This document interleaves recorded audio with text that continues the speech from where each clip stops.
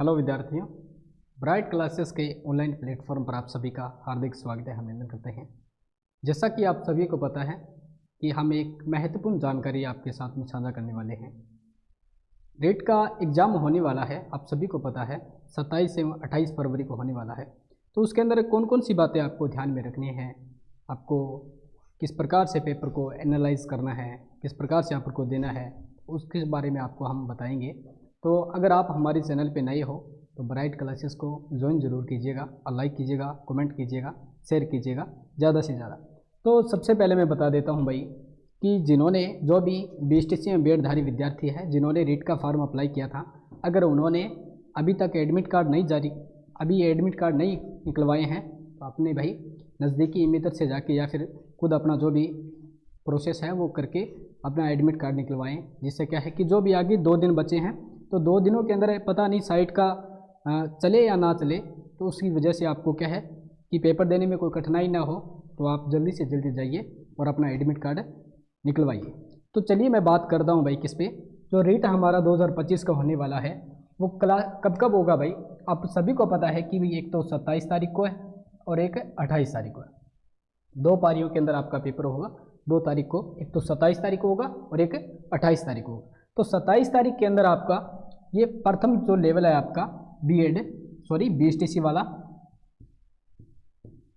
BSTC जो candidate है, BSTC अभ्यर्थी हैं वो इस परीक्षा को देंगे। ठीक है, इसके अंदर बीएड वाले जो भी है वो विद्यार्थी देंगे साथ में, जो भी बोथ का होगा वो साथ में देंगे। ठीक है ना, जिसका पहले बीएसटीसी जिन्होंने क्या है भी बीएसटीसी भी की है और बीएड की है वो भी क्या पहले बीएसटीसी का देंगे, उसके बाद में बीएड वाला देंगे। ठीक है, और 28 तारीख को जो भी एग्जाम है, सेकंड लेवल का एग्जाम है, जो आपका कक्षा 6 से जो 8 तक का आपका टीचर बनाया जाता है, उस टीचर का एग्जाम है भाई। तो उसके अंदर आपके जो बीएड अभ्यर्थी हैं वो इस परीक्षा को देंगे। कौन देंगे भाई? बीएडधारी इस परीक्षा को देंगे आप।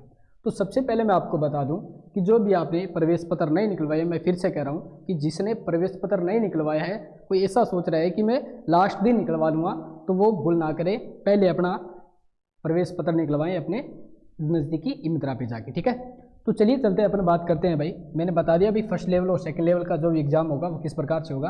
अब अपन बात करते हैं कि भाई कौन कौन सी हमें सावधानियां बरतनी है सेंटर पे जाने से पहले और सेंटर के बाद में। ठीक है, तो सबसे पहले देखिए मैं यहाँ पर महिलाओं के बारे में बता देता हूँ। महिलाएं के बारे में बता देता हूँ कि आपको सभी को पता है कि भाई शादी विवाह का टाइम चल रहा है अभी। ठीक है, तो महिलाएं क्या है भाई, अपने हाथों में मेहंदी का ज़्यादा क्रेज है भाई। क्या है भाई? मेहंदी का ज़्यादा क्रेज है, तो हाथों के अंदर मेहंदी लगाएंगे, महिलाएं लगाएगी, उसके अंदर फिंगर नहीं आएगी, बायोमेट्रिक नहीं आएगी उसकी, तो बायोमेट्रिक नहीं आएगी तो वो पेपर परीक्षा के अंदर नहीं बैठ सकते। तो इसलिए क्या है कि जो भी किसी का फिंगर आ रहा है, एक फिंगर आता है, मान के चलो कि आपकी 10 उंगलियाँ हैं, 10 उंगलियों में से एक आपका फिंगर आ रहा है, उस फिंगर पे आप क्या है अपनी मेहंदी ना लगवाए। ठीक है ना, अन्यथा क्या है कि आपकी बायोमेट्रिक होगी ना, तो बायोमेट्रिक के अंदर आपका जो भी डाटा होगा वो डाटा शो नहीं करेगा और आप अपने क्या है भी जो पेपर देते हो वो पेपर के अंदर नहीं बैठ सकते आप। ठीक है ना, आपको कोई अलाउड नहीं करेगा कि आप वहाँ पे बैठें। ठीक है, तो आप ध्यान में रखना, जो महिलाएं हैं वो भाई हाथ के अंदर मेहंदी ना लगाए। पुरुष तो वैसे भी नहीं लगाते हैं, लेकिन मैं महिलाओं के लिए खास तौर पे बता रहा हूँ कि हाथों के अंदर अपने जो भी फिंगर आ रहा है, आपकी बायोमेट्रिक का बायोडाटा आपका चक्कर है, वो उस पर आपको मेहंदी नहीं लगवानी है। ठीक है, उसके बाद में देखें भाई इसके अंदर आपको ये ड्रेस कोड चल रहा है आपका। क्या भाई? आपका ड्रेस कोड चल रहा है। ड्रेस कोड के अंदर आपको कुछ जो जैसे चप्पलें होती हैं, चप्पलें आपको बाहरी चप्पलें नहीं पहननी है, हल्की चप्पलें पहननी है आपको। ठीक है ना, जूते वगैरह शूज वगैरह नहीं पहनने आपको। ठीक है, उसके बाद में आपको हाथों के अंदर कंगन वगैरह नहीं पहनने हैं। उसके बाद में आपको बालियाँ नहीं पहननी है, जो मादलिया आता है आपका वो नहीं पहनना है। ठीक है ना, टॉप्स वगैरह ये नहीं पहनने हैं। आपको साधारण रहना है, साधारण ड्रेस होनी चाहिए आपकी, बस क्या है साधारण ड्रेस होनी चाहिए। और आपको बता दूं मैं कि अगर आप सेंटर पे जाओ ना, उस वक्त आपके पास में एक तो प्रवेश पत्र होना चाहिए। क्या होना चाहिए? प्रवेश पत्र होना चाहिए। दूसरी बात बता दूं, एक फ़ोटो होना चाहिए। क्या होना चाहिए? आपका फ़ोटो होना चाहिए। तीसरी बात बता दूं मैं आपको, एक बाल पेन होना चाहिए। बाल पेन का मतलब है कि नीला पेन होना चाहिए। क्या भाई? नीला पेन होना चाहिए, पेन। उसके बाद में एक आपके पास आधार कार्ड या फिर जो सरकारी जो सरकारी दस्तावेज, दस्तावेज के अंदर आप देख सकते हैं आधार कार्ड आ गया, आधार कार्ड, लाइसेंस, और मान के चलो आपका वोटर कार्ड, ये आपके पास में होने चाहिए। तो मेन इंपॉर्टेंट तो आपका रहता है अभी जो आपका आधार कार्ड आता है वो आपके पास में इंपॉर्टेंटली होना चाहिए। आपके पास सबसे महत्वपूर्ण क्या चीज़ है भाई, आपके पास आधार कार्ड होना चाहिए, आपके पास प्रवेश पत्र होना चाहिए, एक फ़ोटो होनी चाहिए, जो आपने फार्म में लगवाई थी वो फोटो होनी चाहिए आपके पास, ठीक है। एक फ़ोटो रखनी है और एक नीला पेन रखना है। उसके बाद में एक सरकारी दस्तावेज के रूप में आपके पास में आधार कार्ड वगैरह होना चाहिए, वोटर कार्ड होना चाहिए आपके पास में। और किसी का जो मिसमैच हो रखा है ना, तो अभी फिलहाल मैं आपको बता दूं कि 26 तारीख से पहले अपना क्या है भाई, जो आपकी आरबीएससी की साइट है उस पर जाके आप अपनी कंप्लेंट डाल सकते हैं। और 26 से पहले अगर डालेंगे तो आपका सॉल्यूशन विद सॉल्यूशन होगा और आपका क्या भी नया एडमिट कार्ड जारी करके आपको प्रोवाइड किया जाएगा, ठीक है। तो आप ना भूले भाई 26 तारीख को, 26 फरवरी को याद रखना भाई, 26 फरवरी आपकी लास्ट डेट है उसके अंदर। और आपको ड्रेस कोड के अंदर बता दूं मैं कि भी हाथों में आपकी मेहंदी नहीं लगानी चाहिए भाई महिलाओं को, और टॉप्स वगैरह नहीं पहनने आपको, और सिंपल साधारण आपको ड्रेस पहन के जानी है इधर, ठीक है ना। और हल्के शूज़ नहीं पहनने है भाई, चप्पलें पहन के जानी है आपको। बस ये महिलाओं के लिए है। पुरुषों के लिए मैं बता दूं यहाँ पे, पुरुषों के लिए यहाँ पे लिख लो भाई, पुरुषों के लिए क्या है भाई, आपके पास टी शर्ट पहन के जानी है, शर्ट पहन के नहीं जानी है, टी शर्ट पहन के जानी है आपको, ठीक है ना।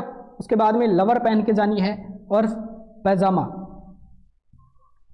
पहन के जाना है आपको, ठीक है ना। अगर यहाँ पे क्या है भी आपको सर्दी वगैरह लग रही है, तो आपको क्या है भी जर्सी जिसके अंदर क्या है भी जेब नहीं होती वो आपको पहन के जानी है, ठीक है ना। कोट अलाउड नहीं है, आपके कोट अलाउड नहीं है, जर्सी पहन के जानी है जिसके अंदर आपकी जेब नहीं हो, वो चीज़ें आपको पहन के वहाँ पे जानी है, ठीक है। इसी प्रकार से टी शर्ट में पुरुषों के लिए पहन के जा सकते हैं भाई, और पजामा पहननी है, शर्ट नहीं पहननी है, हाफ बाजू की कोई भी चीज़ नहीं पहन के जा सकते आप, ठीक है ना, बगैर जर्सी के, ठीक है ना। उसके बाद अपने भाई इसी प्रकार से आपको चप्पलें हैं तो साधारण चप्पलें पहननी है भाई, हल्की चप्पलें पहननी है, और साधारण ड्रेस के अंदर आप परीक्षा हॉल के अंदर बैठेंगे तो आपको परीक्षा देने होगी, ठीक है ना। अगर आपने, मैं फिर से कह रहा हूँ भाई, जिसने प्रवेश पत्र डाउनलोड नहीं किया वो डाउनलोड करके अपना प्रवेश पत्र निकलवा ले, और जिसकी गलती आई है, कोई भी किसी भी प्रकार की प्रवेश के पत्र के अंदर गलती आई है, तो वो भाई 26 तारीख से पहले आरबीएससी की एक साइट है, आरबीएससी की साइट पे आप उसकी मेल पे आप प्रवेश पत्र और जो भी सूचनाएं आपकी गलत हुई है वो डाल के, और उसके साथ में अटैच डॉक्यूमेंट लगा के आप अप्लाई कर दो, आपका सॉल्यूशन विद सॉल्यूशन आपका हो जाएगा, ठीक है। और तो आपका क्या रहेगा भाई, और तो कुछ नहीं है भाई आपका। और इसका जो बता दूं एक बार, जो 27 और 28 को जो पेपर होगा उसका एनालिसिस भी हमारे यूट्यूब चैनल ब्राइट क्लासेस पे करवा दिया जाएगा। तो आप ज़्यादा से ज़्यादा दोस्तों को जोड़िए भाई, और इस जो परीक्षा की घड़ी है उसको अच्छी प्रकार से तैयारी कीजिएगा, और नए जो टॉपिक्स हैं वो कवर कर लीजिए थोड़ा सा। इस प्रकार से मान के चले कि आपके जो मेन इंपॉर्टेंट टॉपिक है उस पर ध्यान दीजिए ज़्यादा, ठीक है। और जो भी प्रीवियस ईयर के जो पेपर है वो हल कीजिए ज़्यादा से ज़्यादा, उसके अंदर से लगभग आपका प्रश्न पूछने की संभावना बनी रहती है आपके पास में, ठीक है। धन्यवाद आप सभी का फिर से।